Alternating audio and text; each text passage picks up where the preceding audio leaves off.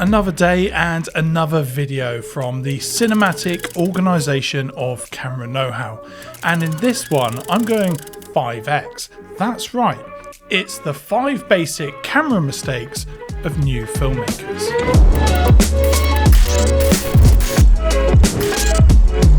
Welcome to yet another tutorial from the INGAF Free Film School, or more lovingly known as the Cinematic Organisation of Camera Know-How. Here we make these bite-sized tutorials to help you on your filmmaking journey, so make sure you're subscribed if that sounds like your thing.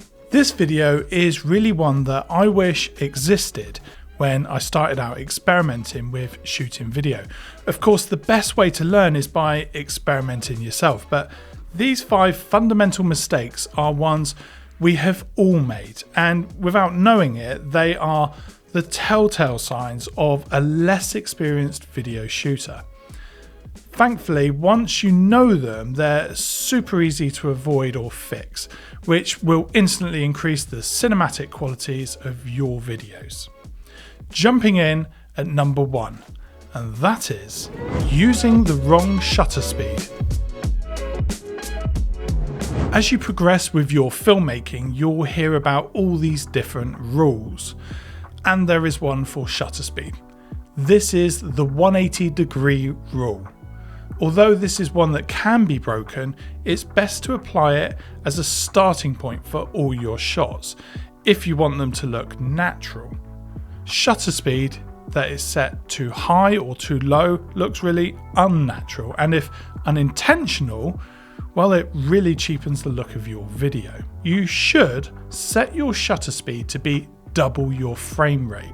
For example, when filming at 25 frames per second, set your shutter speed to 1/50th of a second. And on actual video cameras, it's actually listed as a degree. So set this to 180 degrees. And doing this will create the most natural looking movement and motion blur in your shots, and truly is the best starting point for cinematic looking shots. Number 2, using auto white balance. There are times where it's okay to let your camera make decisions for you, but usually it's better to be in control of it yourself all of the time. Nothing screams amateur footage more than a white balance that's shifting mid-shot. It's off-putting for the audience and changes the entire look and the feel of your video. Find the appropriate white balance for your intended look, lighting and environment conditions at the start of your shot, and then lock it off. All cameras have some really good presets for daylight and tungsten light conditions, as well as customizable settings. Find what looks best and save it, but most of all, don't let the camera make the choices for you in the middle of a shot. Number 3 is one we're all guilty of at some point, and that's too much camera movement. Now, I need to be clear here. This isn't me saying every shot has to be locked off, but rather that a single shot really should have a single style. The temptation for a lot of new video shooters is to create loads of movement in every shot. Maybe it's a dolly shot, then a tilt or a pan, and then a zoom. Whatever it is, just pick a single movement for a shot and then execute it with intention and motivation. Don't add unnecessary movement, and don't be afraid to allow the subject in the frame to create interesting visual movement for you.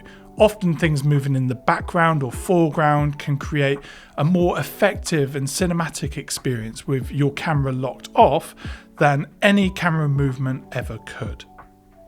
Number 4 is a big one, and that's relying on autofocus. Autofocus is a vlogger's friend. Also, it's great for fast moving or documentary situations. It is definitely a useful tool, but really, if you want to create great cinematic shots, turn it off and learn how to control the focus yourself. Even the best autofocus systems have a tendency to wander off and focus on something that you don't want, or just drift ever so slightly in the middle of a shot and ruin your clip. And nothing is more distracting or uncinematic than slightly focus drifting footage.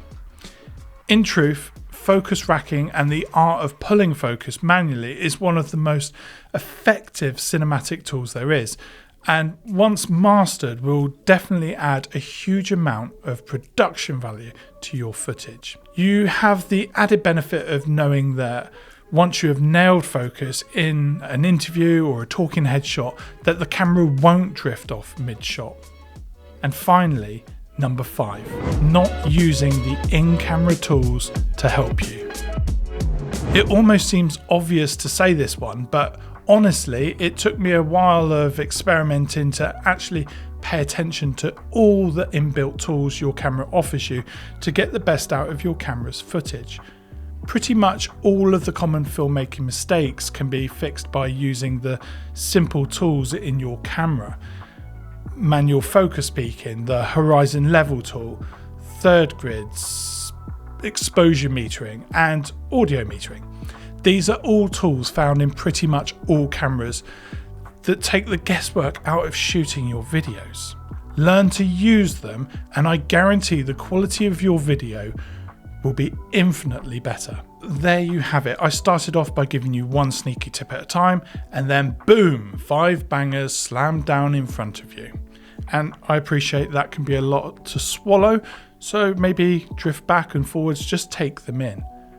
Finally, after you've taken all of my tips, it is customary to pay me back by ringing my bell. And by doing that, you'll be the first to know when the cinematic organisation of camera know-how has more to share. Please remember, thumbs show love. Be careful where you stick them. Bye!